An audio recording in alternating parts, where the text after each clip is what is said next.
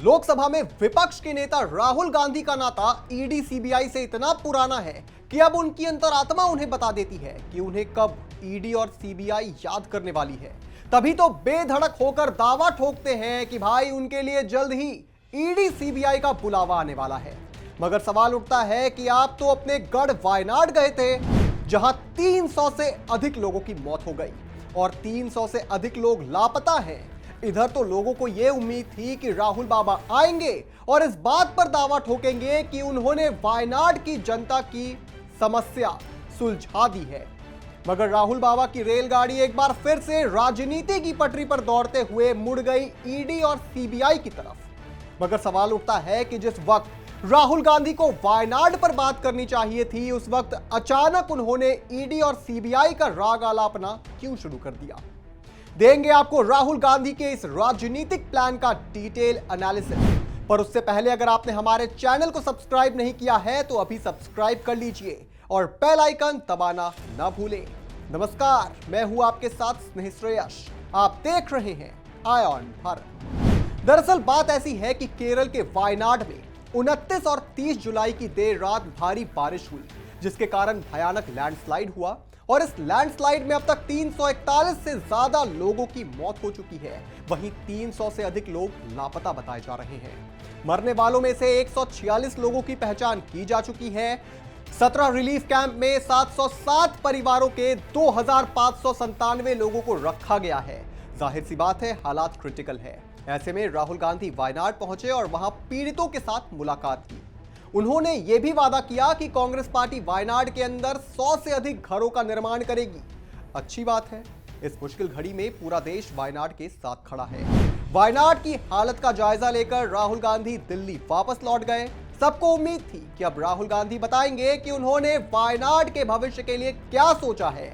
तभी अचानक देर रात को करीब 2 बजे एक ट्वीट सामने आता है, जिसमें वो लिखते हैं कि जाहिर है इन्हें मेरा चक्रव्यूह भाषण पसंद नहीं आया।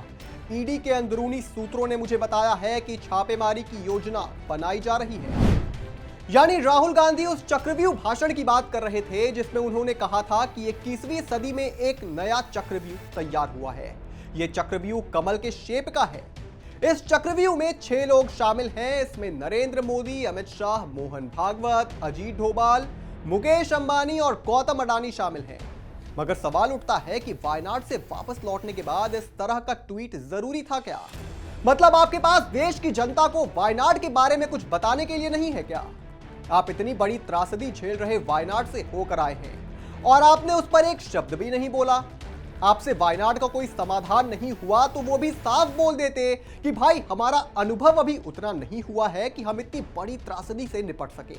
आपने तो वायनाड से ऐसा पल्ला झाड़ लिया जैसे आपका उससे कोई लेना देना है ही नहीं। और आपको अचानक कैसे पता चल जाता है कि ईडी सीबीआई का बुलावा आने वाला है? ऐसे में तो आप कुल 7 मामलों में बेल पर बाहर हैं। मोदी सर ने मानहानि मामला, नेशनल हेराल्ड, सभी मोदी चोर हैं वाला बयान, इन सब ही मामलों से पहले भी आपको आपकी अंतरात्मा बता देती थी क्या कि आपको अदालत के चक्कर काटने पड़ेंगे? और लगता है कि केजरीवाल से हाथ मिलाने के बाद बिल्कुल उनके ही रंग में रंग चुके हैं। जैसे केजरीवाल को अपने चारों तरफ ईडी और सीबीआई दिखती थी। जिस मंच पे जाते थे वहां ईडीआई सीबीआई का राग आलापते थे, कहते थे मनीष सिसोदिया को गिरफ्तार कर लेंगे। अरे भाई, जब आपने कुछ गलत नहीं किया है तो आपको डर किस बात का लग रहा है? और या तो आप जानते हैं कि आपने जरूर कुछ ऐसा किया है जिससे ईडीआई और सीबीआई पीछे लग सकती है।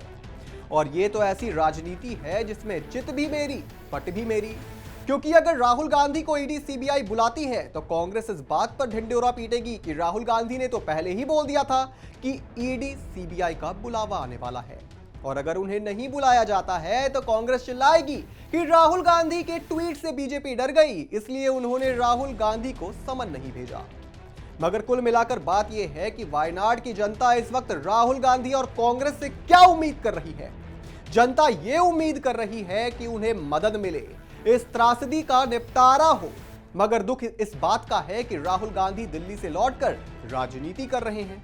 चलिए, ये तो कहानी का एक पहलू है, मगर दूसरा पहलू यह भी है कि अगर इस बात में थोड़ी भी सच्चाई है कि राहुल गांधी पर ईडी सीबीआई का हंटर चलने वाला है, तो इस खबर को आखिर लीक कौन कर रहा है?